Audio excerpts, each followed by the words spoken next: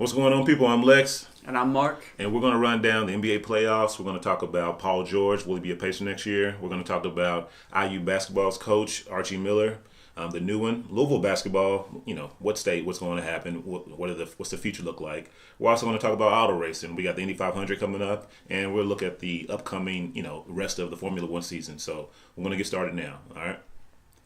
So we're going to get started.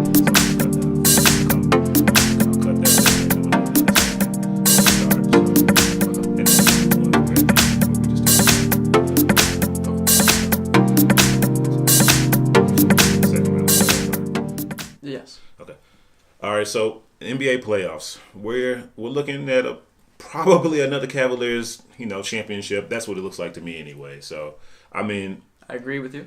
The Warriors, obviously it's going to probably come down to those two, but I don't know. I don't know about you guys, but I don't see any of the outcome to this. It just seems like the man is determined. He's on a mission, and if they're... You're talking LeBron? I'm talking about LeBron.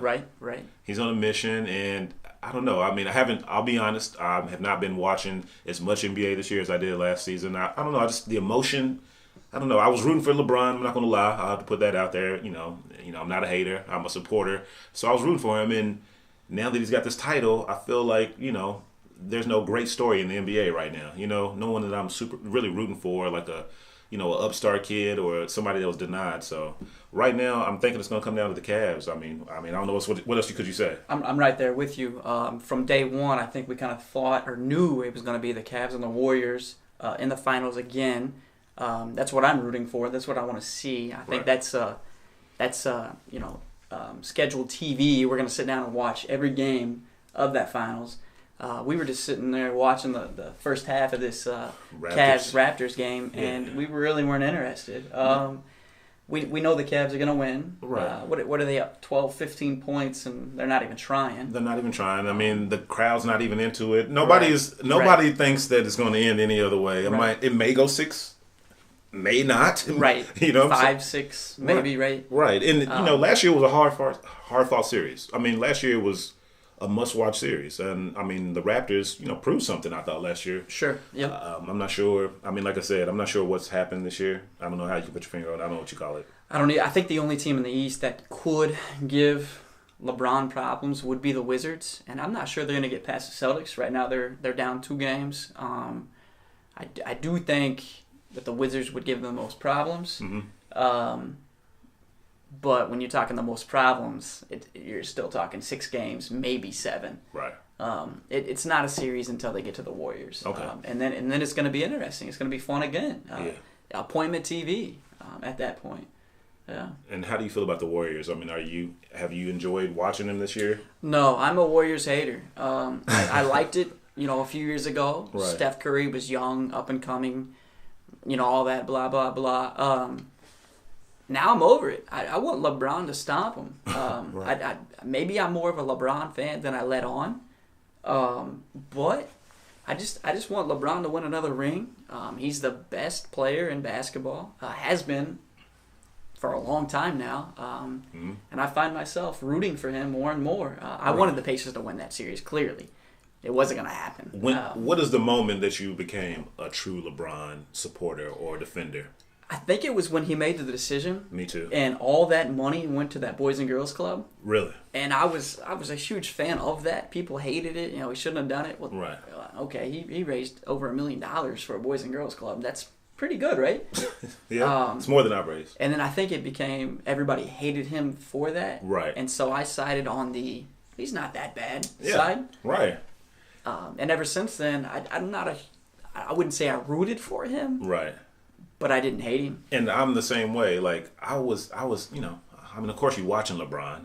Right. But I was like not, I wasn't, cheering. I'm not from Ohio. I wasn't cheering, any Ohio high school teams. Sure. And I didn't really, the Cavs. Come on. Nobody really, no offense, Cavs fans, but nobody had a real strong feeling about, the Cavs before LeBron got there. So right. it's not, I'm with you. Outside of, Cleveland. Mm-hmm. So when And I guess maybe me, I mean, when anybody piles on, sometimes we like to do that in our society. We just want somebody to mess up, especially when it seems like they're doing really well or they have a lot of fortune or a lot of stuff going for them. When somebody messes up, we want to pile on, and I feel like that's definitely what that was. So Absolutely. I usually defend, even if I don't like somebody, I'll usually come to their defense. So that's really what got me into it. It was just that I think we went too far. You know what I'm saying?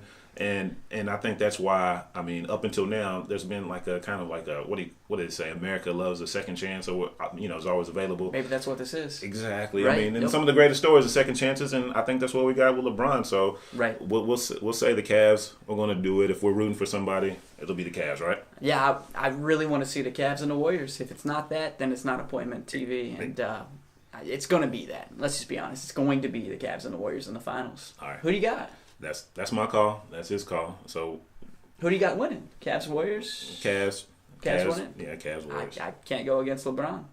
I'll go with the Cavs. All right. We'll call it that. So we'll go to Paul George.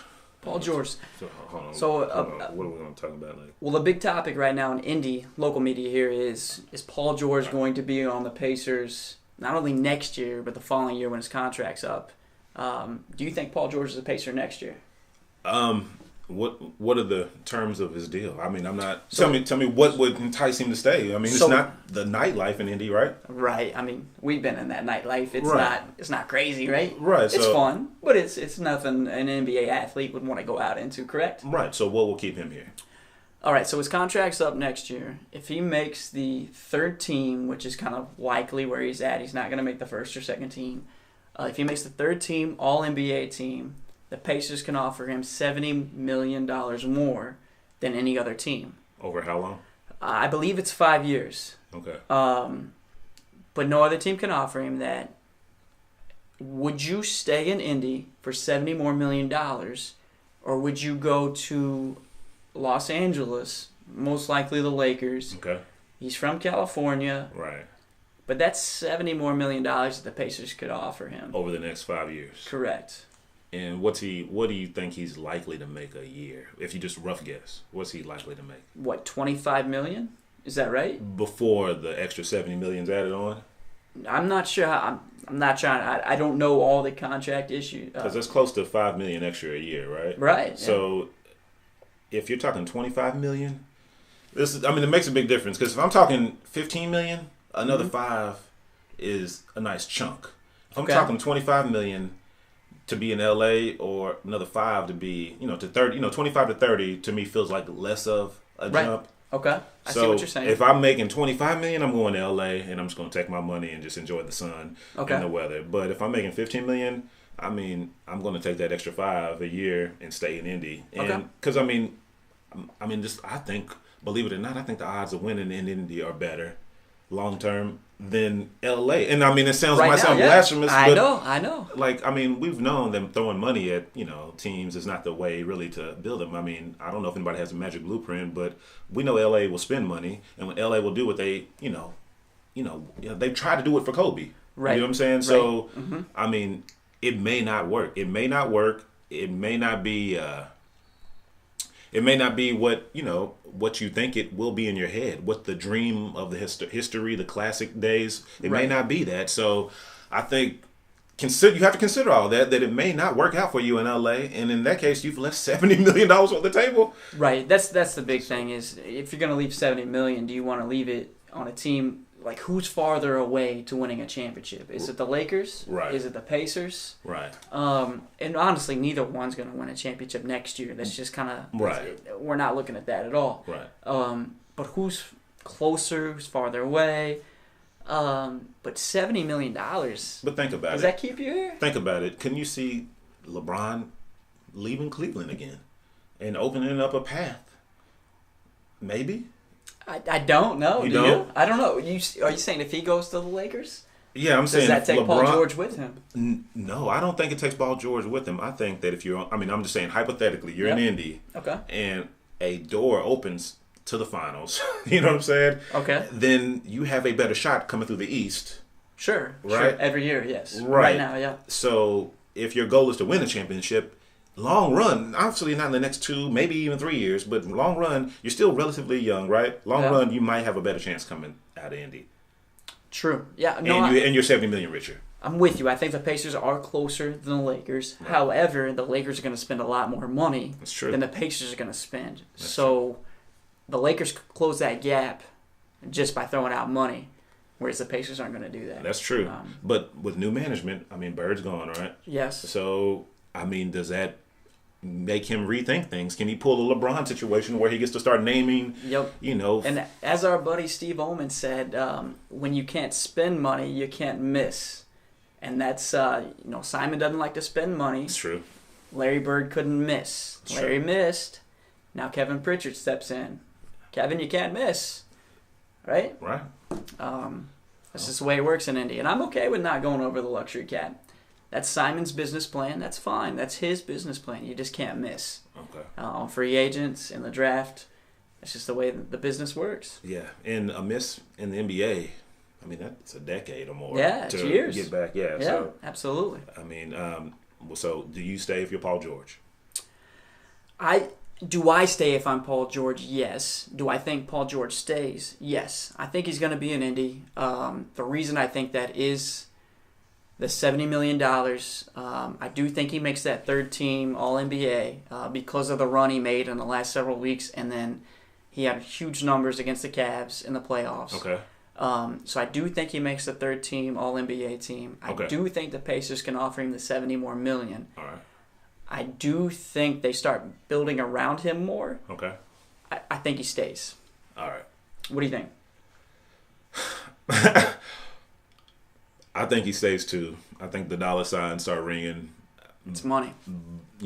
And he's seen what happens when you leave with KD, right? Maybe it's not going to be magic all the time. You know what I mean? So there's some risk. There's a risk there. So he knows this, and he's loved here, and he can probably, have, you're a multimillionaire. You can have a good time anywhere. So it's true. He fishes a lot on Geist reservoirs. Does he? Okay. Yeah. Well, that's news. All right. So we're moving on to Louisville basketball. But first, we're going to talk about. I skipped over IU's basketball coach. Sorry about that. Yep. We have a diehard, never misses a game IU fan here, so definitely don't want to skip Hoosiers. over the Hoosiers. So how are you feeling about this new coach? It was breaking news during the tournament, right? Right. Yep. The first opening, minutes of the tournament. They did it on purpose. I feel like they did it at noon on Thursday before the tournament started, or just before the tournament started. They're not dumb. I think they did it on purpose. Let me backtrack first. I liked Tom Crean. I'm in the minority when it comes to IU fans. I loved what he did for the community. I think he's a great guy in general. I thought he did great for IU. He brought them, they were in the dumpster when he took over. 4 or 5 scholarship players, brought them back. They were competitive. But like our local radio guy here, JMV said, it's like that relationship you just can't get out of. This was time to get out of it, and I finally realized that it was time to move on from Tom Crean. Do I know who they should have? Who said? JMV. Okay. 1070 The Fan, local radio guy here. He finally convinced me that it was probably time to part ways with Tom Crean. I thought Tom Crean did a great job, but the ups and downs were enough. We were over it. And there should be no hard feelings there, right? I agree, yeah. He made $3 million a year, Okay. right? Yeah. But when you get fired, that hurts. It does. But he was making $3 million, whatever, yeah. So the new coach, you thumbs up to him? So I didn't know who they should hire. I'm not into that. I don't know. I don't know the name. Archie Miller's from Dayton. Okay. That's right. He did real well there. He went to an Elite Eight there. And Dayton's a basketball school. Sure, yeah. So. They host the early four, whatever you call it, the early round of games there, and right. Dayton embraces that. The community of Dayton loves basketball. I think Archie's a good fit here. Do I think he's going to do great? I don't know. We're not going to know for a few years. Mm-hmm. He's hitting the recruiting trail hard. He's going after 4 or 5-star guys big time. But we won't know for a few years. He seems like a straight-up guy. I'll back him. I back any coach there. I give the coach the benefit of the doubt in college at any time. Right. He's not telling, the kids that turn the ball over. So when the team has 14 turnovers or 20 turnovers, we'll say everybody blames the coach. Well, the coach didn't tell him to dribble it off his foot. That's kind of a Tom Crean example. Everybody hated Tom Crean for all the turnovers. Yeah. But I think Archie's going to do a good job. We'll see. He's got momentum in the program. That's huge. But I think he'll do fine. And I'm rooting for IU basketball especially. Good. I mean, I'm a Louisville fan, but it feels better having IU in the mix, in the conversation at the top. Sure. Nationally, it seems right. Things right. seem off. It's like Michigan not being mentioned in football, or Ohio State, or right. So to Louisville basketball, I just want to say good luck, guys. Let's put this crap behind us and let's move forward. Nothing more to say about that. I'm looking forward to this new season. We don't need to talk about.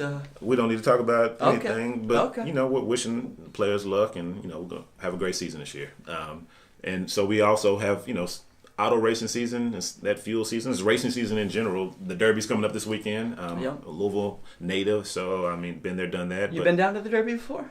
Yeah, it's one of the best times you can have. Is it? Okay. Yeah. I've never been. I've never been to the Indy 500. I heard it's pretty wild, right? Does he need to go, guys? I think he needs to go at least once.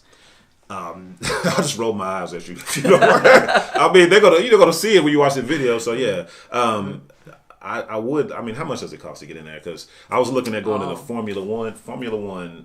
I mean, it's it's compared Indy cars compared to Formula One a lot and everything. They look similar and everything. I mean, they spend a lot of money in Formula One. They take it serious in Europe. It's a big deal over there. I mean, I don't think we watch Indy as much as we probably. It's a good racing Indy car. It doesn't get as much attention as NASCAR or some other things, but it's good racing.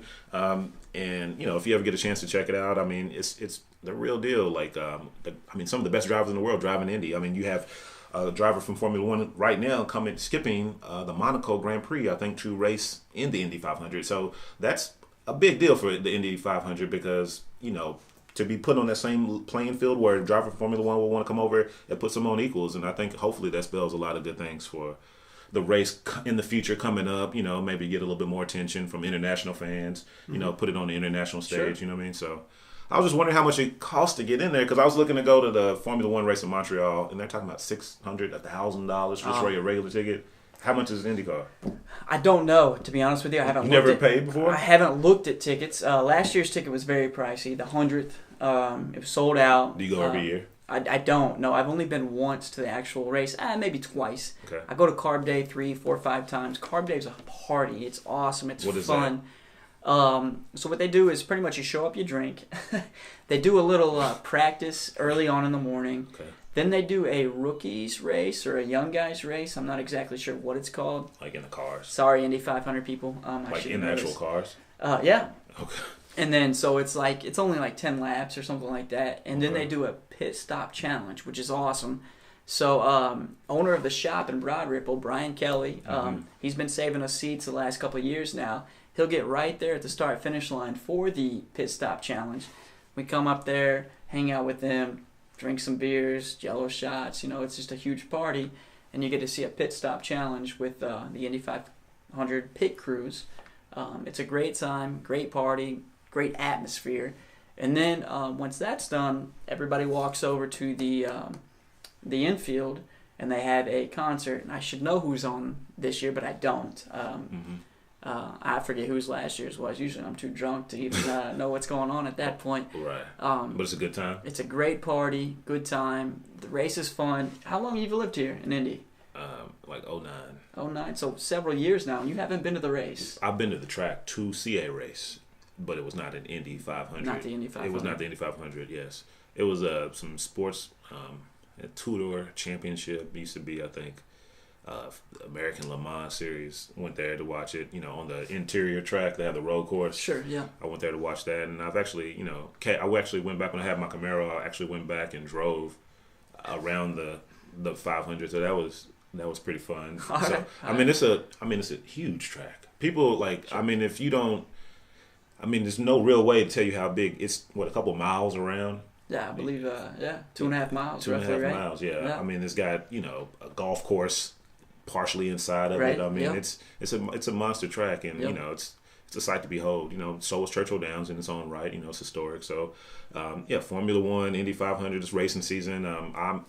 I'm definitely going to be talking about some Formula One, and I'll be keeping an eye on Indy too. So coming up, you'll hear more of that from me. I'm not a gearhead, but I mean, I just think those drivers are on another level. I mean, I think we don't appreciate it oftentimes. We all think we're great drivers, but trust me, we're compared to these guys, that they're just on a whole nother level. So right. I mean, thanks for watching our first episode, our first first one. We'll be doing this weekly. So just keep tuning in. Let us know what you think, comments or whatever, and see you on the next one. Appreciate it. Thanks for having me. Yep. Did you say thanks for having me? I did.